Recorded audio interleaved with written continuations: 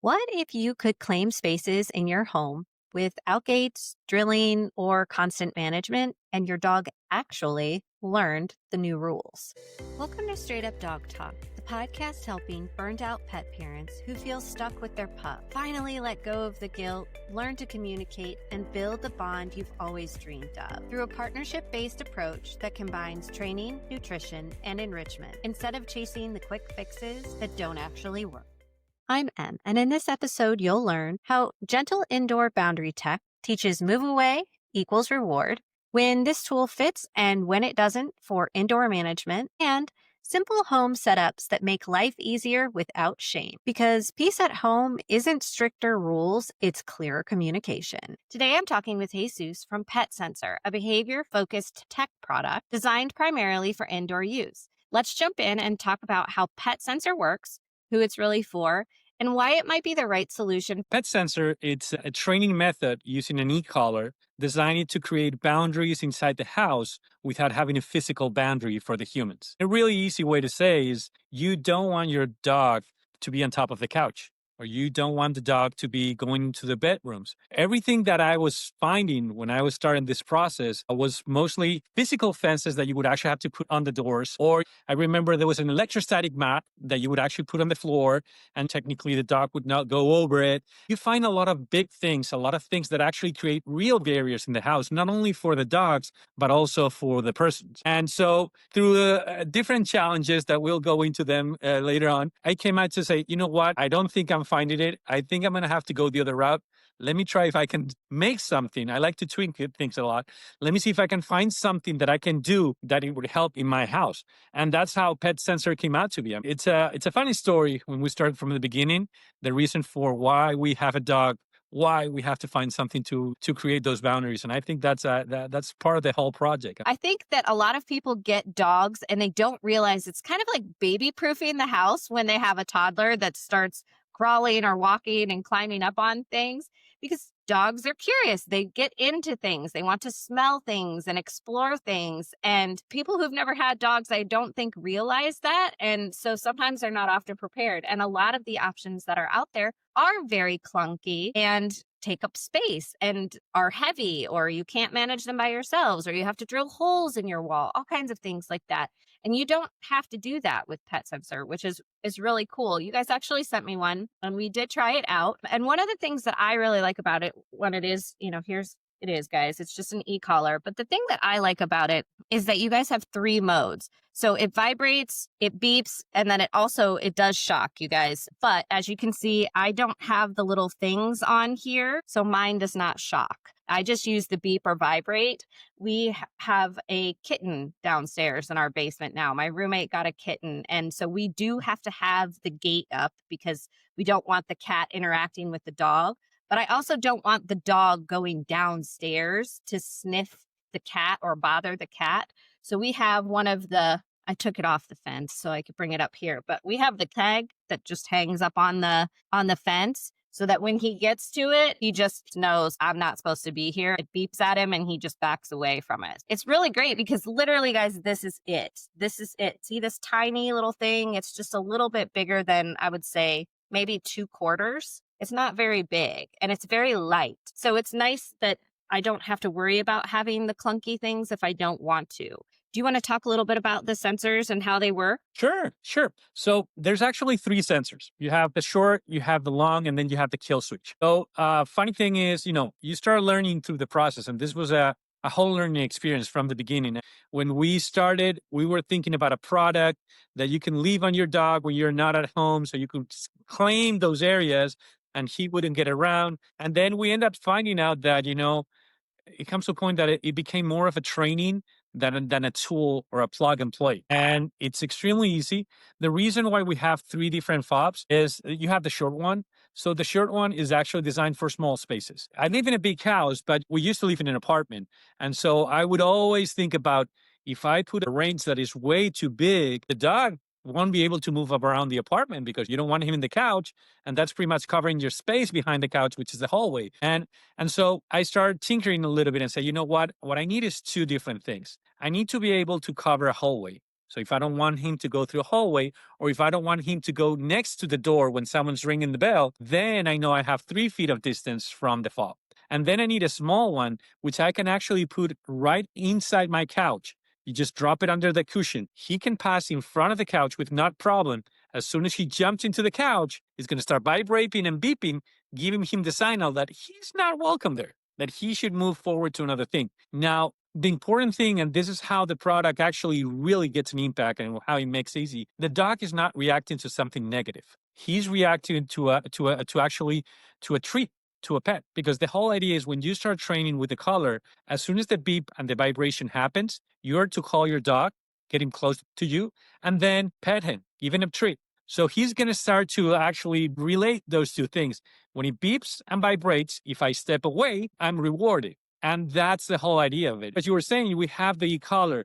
The e-collar mode, I normally would tell people that I would not use it in 80% of the cases with the dogs. The reason for that is they learn really quick. So as soon as they hear the beep and the vibration, they step away and they get close to you because you're already rewarding that action reaction system. Now, the shock is a little bit more for the extremely stubborn dogs, the ones that they are a little bit more, the relation between the alpha and the follower is not well defined in the house. And so they're going to be stubborn. They're going to say, no, I'm staying here. I'm doing this. And that's where you need to actually use the color a little bit just to give them the attention. It's just, hey, you're focused on something else. I want you to focus on me. Come back to me. I'll treat you.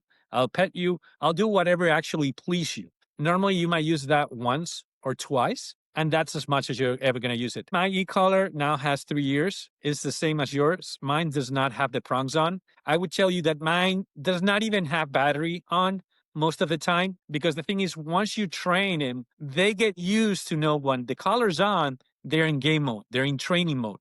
And so it is funny because Whistler right now is in top of the couch. My wife is not at home, and hopefully she doesn't see this video. But the whole idea is that I don't mind him being in certain places.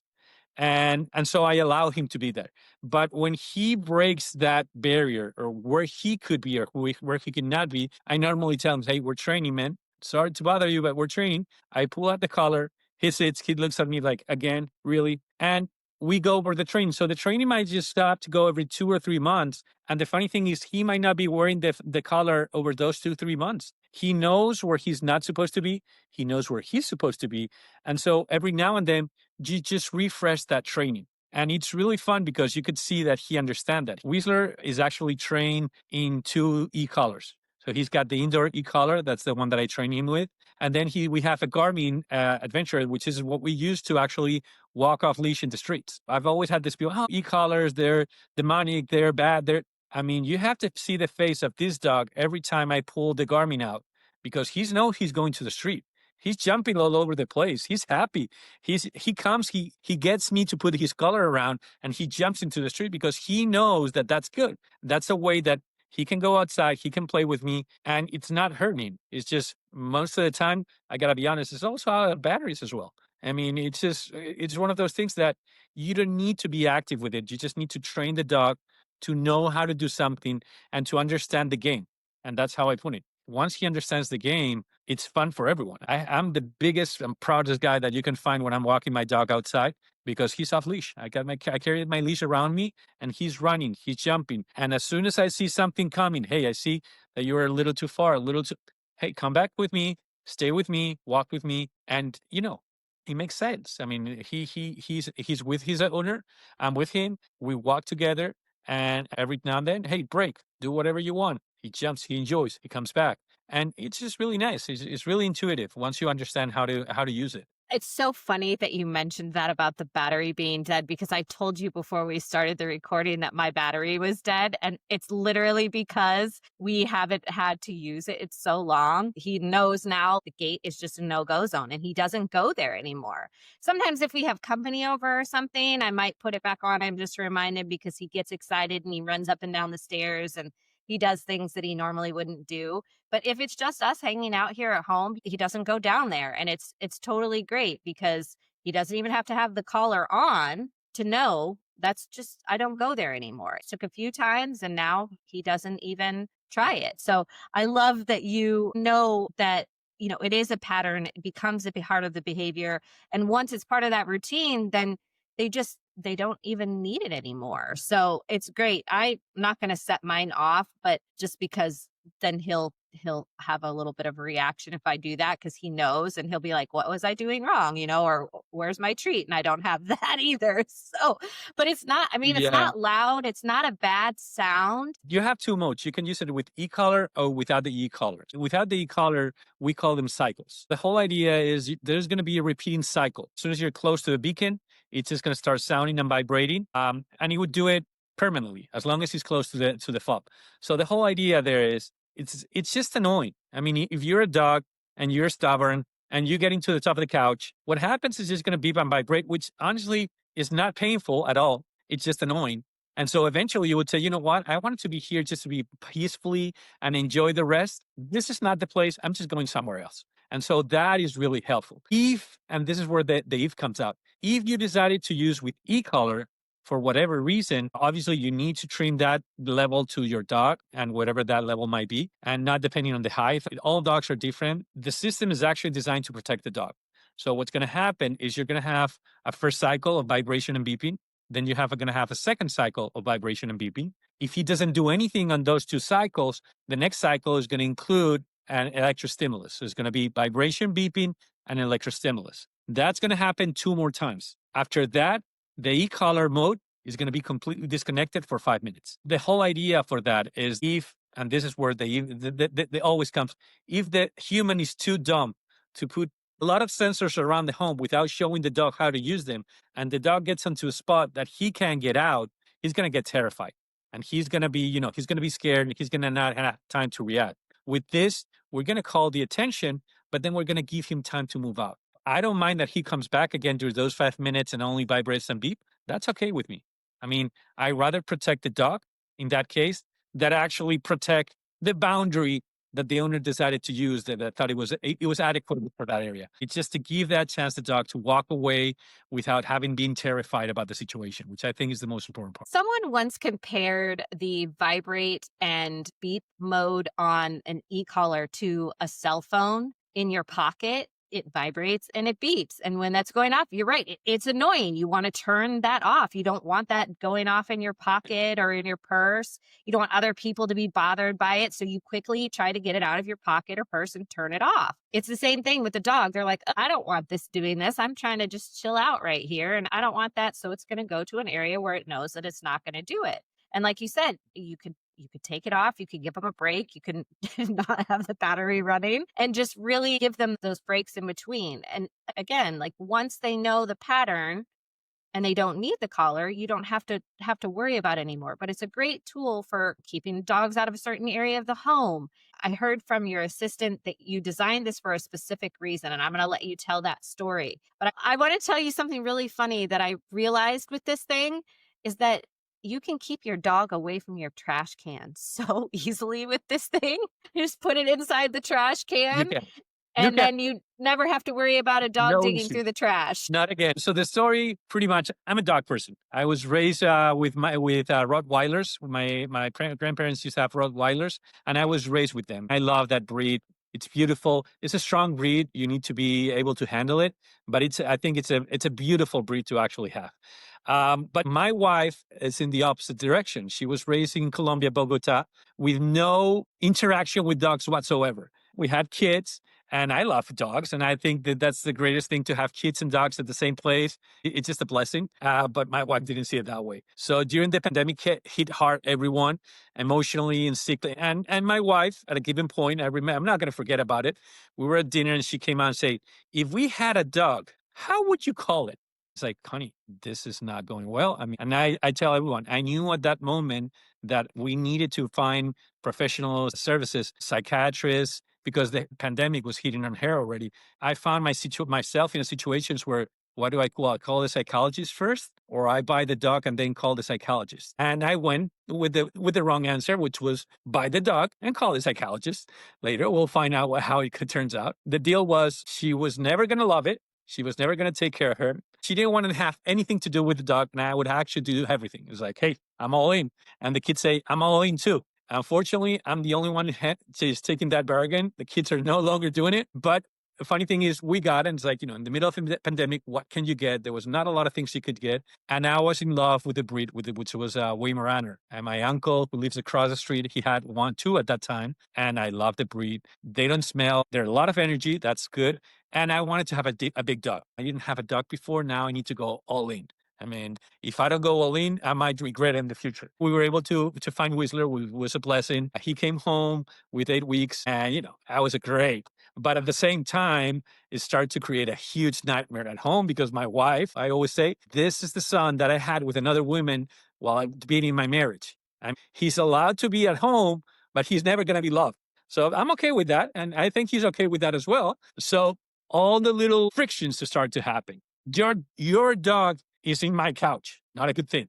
Whistler, down. And so he would respect, and he's intelligent dogs. He understands when to do it and when not to do it, but he does it when I'm at home. When I'm not at home, it's like, you're not going to talk to me. So there's no risk that we're going to get into a conflict. So he will just go into the couch. He will walk into the bedrooms and everything else. So we started, as we were saying, we started buying everything that we could find. The electrostatic mat, we bought the biggest one that we could find. We put it on the floor. And it worked for about a day until he realized that if he went fast enough, he could actually jump over the mat and not have to walk over it. And that was great. The only problem is that I would forget the mat in the middle of the hallway, and I like to walk barefoot in my house. So at night, I would walk to the kitchen and I would actually get a shock. It's like, oh no. So it ended up being that I eventually removed the mat because I was the only one being educated with the mat. The dog didn't care about it. He would just run over it. And we actually have a video from Pet Sensor showing Whistler how he walks over the mat. I mean, he just speeds up the walk a little bit and he just jumps over it with no issue. And so, it works. It's a great product, maybe for a smaller dog, but my dog just can walk over it and there's nothing bigger than this. So I can't use it. And then we thought also about the fences, but then the fences have to, like the ones that you have on the staircase for the kids. It is great, but it's just enough barrier for yourself. I mean, you're carrying something up, you have to put it down over the fence that has a spring. So normally it comes back and you don't have time to pick things up. So eventually it became a little bit of an issue. With all that, obviously, Whistler went through a lot of training, him and myself. Most of the important thing I think a lot of dog owners don't realize, the training is 20% dogs, 80% humans. Once you understand that, he got into the basic training. And then one thing that I've always dreamed about is walking with my dog next to me with no issues. It's like he's just walking next to me, no leash, just feeling that. So we went into an e-collar training program. And I remember that it took a lot of time. He was out of the house for almost 4 weeks because he wanted to retrain him and whatever. And the first time I walked with him next to me, that was amazing. They train you and they tell you this is how it works. You're not supposed to shock the dog. You're supposed to grab his attention. So when he's focusing on another dog, he's just, you can see it. He's staring at the other dog. He's just focused. He gets sensed. That's when you actually send a little signal, which is just normally kind of like a touch in the neck, which is actually the most softer area of the dog. The moms take care of their puppies by just biting them on the neck. So it doesn't mean that you're going to kill him. It's that you're just grabbing him, that you're calling his attention. And then I realized, like, hey, you use it the first time, and he looks at you, and that's the only thing that you want from an e-collar. It's like he looks at you, not anything else, not pain, not anything else. He just loses the focus, and he focuses on you, and that's how you actually get it. I started saying, hey, you know what? This is fun. I wish I could do something that doesn't need my finger on the remote. So that's where the whole concept started to be designed. I always say you have to plan for dummies because the last thing I want to have is a dog to be hurt because the owner does not know how to use it. And so we start doing everything for dummies and say, hey, this is how you do it. Step 1, step 2. And it's funny because everything started as a plug and play. And before even Whistler actually got it, I started realizing it was more about the training. It was more about a communication that you establish with your dog about something very simple. No, that's not your place. Step out. And so that eventually started to develop into something else because now you have a way to communicate with the dog and saying what not to do. So I don't want you here. So we start expanding it. So we have one under the dining table. Whistler can actually just literally walk into the table and just anything in the table without having to lift in the front dogs and the front legs. So he's just right next to the table. So now he stays away from the table, stays away from the trash can. You were saying, I don't know how many napkins I had to rescue from the living room. It was like, where's Whistler? He's gone. He's got a napkin. Okay, cool. And that means that I have to, I mean, not my kids, not my wife. I am the one that has to stand up from the dining table, go grab the napkin, correct him, and just put it back in its place. The other way that we've trained it, which is funny because again, my family in law are not dog people. And Whistler is a 75-pound dog. I mean, it's a big dog. It's athletic, it's big. So it creates a big impression in people that don't like dogs. So what we end up playing is that we actually got a small bungee cord and we put a fob on the wrist. So what happens is that whoever walks with that into the house now has a small area around them that actually tells the dog not to get close to them. So now that becomes a game because they can't get close to them. They try to sniff, they try to smell them from the outside perimeter without getting close to them. That's another way that we've actually seen that it works. And again, you start from a simple communication. No, no, this is not what you're supposed to do. And that you start to evolve into different things like people, other dogs. If you have two dogs and one's a little bit more bully over the other one, you just put the collar on the bullied one and then you put the fob on the other one, the one that you want to protect. So what's going to happen is it's going to create that same perimeter of protection around it. And the whole idea of this is that you're claiming that space. It's not that the other dog is claiming it, is that you are actually telling the dogs, this is my space. You're not supposed to be here anytime. Whether I'm here or not, doesn't matter. The signal is going to be there and you have to step away from that area. It really creates a nice environment. The podcast that you made about finding peace. In my house, finding peace is having rules. And we all follow the rules. Kids, they know that if they do go on the couch, they need to put the cushions back later. The dog knows that he can't be here. I know that I need to behave when the dog's around. We all have different rules so we can live together. And I think that's the most important thing about the collar. It's just really finding a way to communicate with your dog for people that don't know how to communicate. I've talked to a lot of trainers, they liked it, but they don't see the use because they obviously have gone over that step. They know how to communicate with the dogs, but a lot of people don't know how to communicate with the dogs, and they don't seem to be interested in training the dogs the way the dogs are supposed to be trained. So this is kind of like small step. This is helping them understanding what the dog needs, how you can communicate a simple message with them, and then you can build a different language that no one else is going to understand but you and your dog. So I think that's the most interesting thing about the product. That it came to be something else completely unexpected of what I was looking at the beginning. But I think it is for me. It's been a pleasure. I'm actually working on the project. Whistler has a lot of training to be done, but I think his problem is not that he's not able to learn; is that his handler is not able to teach him what he needs to be learned because I don't want him to learn those things. So we still have that feud between my wife and myself, and I love it because it's just I always tell that it is literally what's holding my marriage together now. Because if I get stressed out, I would just go to the family room. I'll turn the TV on. I'll get my 75-pound dog and put it right on top of me. And if the kids walk into the room and they see that, or my wife walks into the room and they see that, and we're fighting, they all know that they have to turn around and leave because it's better leave me with the dog, relax, and just processing everything and getting the steam out of the system. And it's just funny because you would expect anything small. But no, I get my 75-pound dog, I put it on top of me, and that's heaven for me. I mean, it's just a pleasure. I love that. My dog is my snuggle buddy too. He's not quite that big, but I have had dogs that were much larger. I think my largest dog was 120 pounds. She was a cuddle bug too. I Beautiful. personally love that. I just love it. But Weimaraners are super smart dogs. And I have a dog that's mostly border collie. His name is Fitz. He's also a very smart dog. And that is the problem, is that they outsmart you when you're trying to put some of those management things in place. You can put all of the food off of the counter to not tempt them, but that doesn't mean that they're not going to still try to jump on the counter or get on the table or jump over the electrostatic mat, which is very clever. I will give him credit for that. Way That's a too new much. Way one. too much. Way too much. That's a new one for me. What you said there at the end is so important, and I want the listeners to hear that again. This is not for people who are invested in training their dogs. It is something that can help you get to a better point if you are trying to train your dog. Here's a barrier. We don't want you to go here. That's great. There are other ways to train this, but this is definitely more for somebody who doesn't want to invest the time, doesn't want to invest the money, or doesn't know what they're doing because they've never had a dog. This makes it a little bit easier. That's what tools are for, guys. Tools are there to assist you with your training.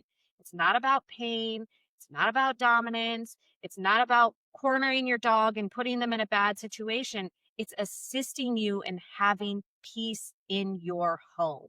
That is the most important thing. You want everybody to be communicating, everybody to understand what the rules are. And sometimes you need a little bit of help with that. And that is okay. Nobody is going to judge you for using something to assist you.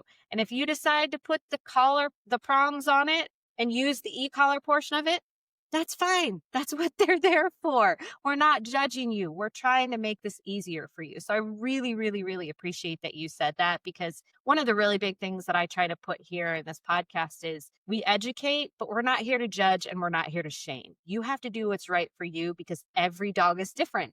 And some dogs are going to be like, you know what? Screw that collar. It shocks me. And they're going to chew it off and chew it up because that's how they get rid of the collar, right? That's how it works. So you have to be able to adapt to those situations and work with the dog in front of you. That was really great. And with that being said, what is something that you would tell somebody to avoid doing when they're using this collar? Like, what is it not for? Okay, so not for, I mean, we've actually had a lot of comments from people comparing Pet Sensor with Halo, the GPS collar. We are not intended for that purpose. Initially, I started thinking, if I put a small fob in my fence, if someone leaves the door open, Whistler's not going to go through. And yes, it does make sense, but there's another situation. If my dog runs over the fence because he knows that that beep and vibration, it's just going to last a couple seconds. As soon as they are over the fence, there's no way to come them back. Actually, it's going to be the opposite. And this actually happened to a friend of mine. He trained the dog at home. He decided to go to a friend's house. He put the fob on the main door and the dog just run over the door and stay on the front garden. And he would tell me, Jesus is not working. Why? He doesn't come back to the house. Of course, because he went by, he realized that there was a fob on the door. So now he came back to the door because he knows he's not supposed to get close to that fob. So now he's not going to go back into the house, even when you want him to, because he's away from it. So what I would say, first of all, this is designed for indoor space.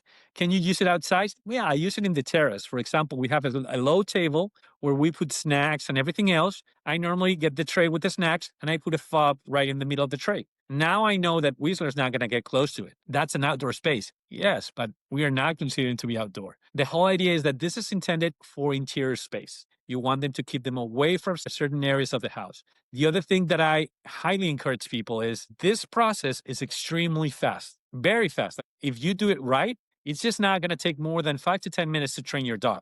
But you need to be able to give those 5 to 10 minutes and do it slowly. You're not supposed to put the fobs all over the house and make your dog find them. That's a different training that we've actually been going out with some search and rescue dogs that they thought the product was great for them if they train their dogs in a completely different way. So in this case, if they get close to the fob, it vibrates, it beeps, that's when they get the reward to be right on top of the vibration, the beep. So that would be positive reinforcement. What we're doing is negative reinforcement, which is we don't want you to do this. So if you don't do it, you get reward.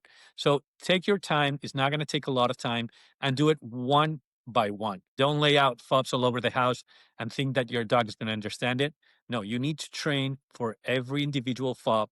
Think it about as a game. This is the game where you're supposed to be 3 feet away from the front door. Great. You learn it. Great. Reward. Now, this is a game that you're not supposed to go through the hallway to the bedrooms. Great. Then you actually reward that.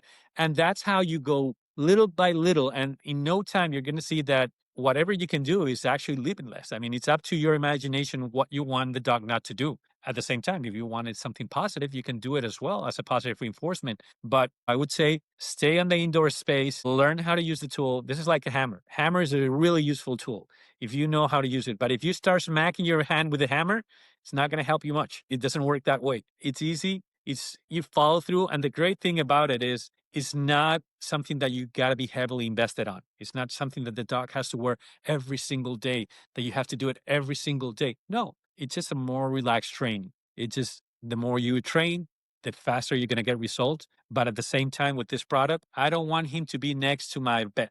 Okay, here you got the fob. he's going to learn that extremely, extremely fast. One of the nightmares that we have is actually recording videos with dogs, because if we are not able to record them in 3 takes, we need to fire the dog and get another one, because they already know how it works. So they don't want it. They don't want to play anymore. And so we've gone over 75 dogs try to record the videos that we have. And you're going to see that all our videos, we have different dogs every time. And not because we think it's cool, it's just because we can't use the other ones again. Because once you tell them not to get in the couch, they're not getting in the couch. And they look at you, you're dumb. You just told me not to get in and you want me to repeat it. What's wrong with you? And the other thing I would tell people, not to be afraid of the e-collar. As you were saying, it's one of the modes that you can use.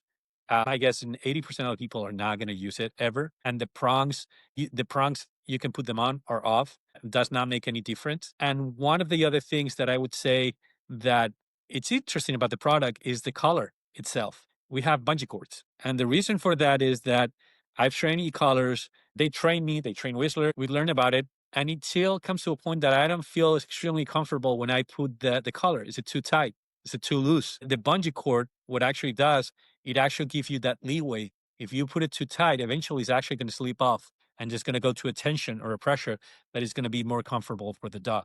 So you're not struggling the dog with that. But again, if you don't like it, the product is designed that you can actually pull off the bungee cords and just get a normal collar, 1 inch collar around it, and you can just use it the way the other collars are. But if you have a dog and you're struggling creating those boundaries inside the house, this, as you were saying, is something aesthetical. It's something simple that you don't need a lot of training to use it, and it helps. It's going to keep their dog away from certain areas. So it's just more of a sniper situation. It's one fob makes one different. The kill switch was actually an idea of mine that initially, when you had the color, the vision was that you could have many fobs around the house. So couches, hallways, everything else, you could do it. And then it would come to a point that the dog could not access certain areas. The kill switch was designed for the owner to wear. So if you were walking with your dog around the house, he can be next to you because he's allowed to be next to you. He's actually encouraged to be next to you.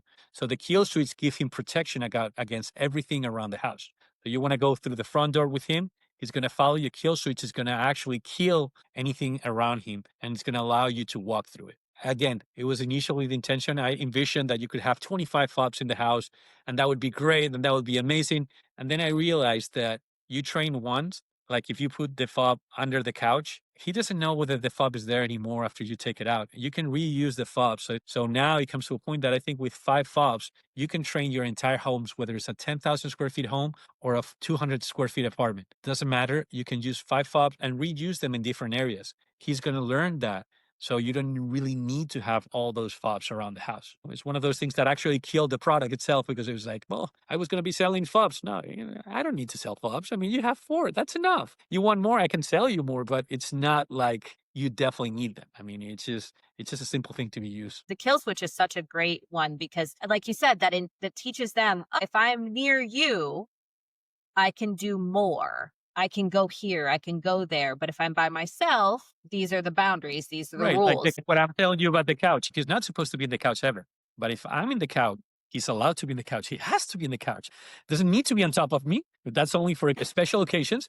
But I like to watch TV with him next to me. That actually gives me a lot of joy. But it is mostly creating those limits and understanding, because my limits could be those. I know that a lot of people, I don't mind my dog to be on top of the couch. It's like, great. There's nothing wrong with that. My dog's on the couch right now. I'm not going to show you the proof because this is being recorded. I don't want my wife to see the video. I can actually deny that he was on the couch and this was just a marketing experience.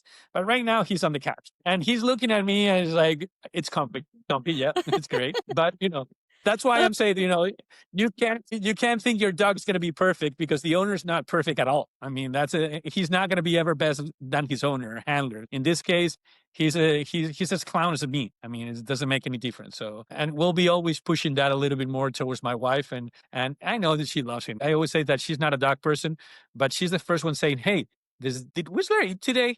because I don't see any food on the bowl. That bowl is too dirty. Did you wash him? So she cares about him. But again, it's a kid from another woman. She's never going to love him, but she's going to accept it. She's definitely accept it. And I've caught her a couple times talking to the dog when she thought I was not at home. And it's hilarious because I would say she's handicapped on communication with the dog. She will try to reach the dog like that, just to touch it with the tips of the fingers because he's done something good. Eventually, all dogs win the affection of people around them. I think that's what's great about dogs. They pretty much mimic anything that's around them.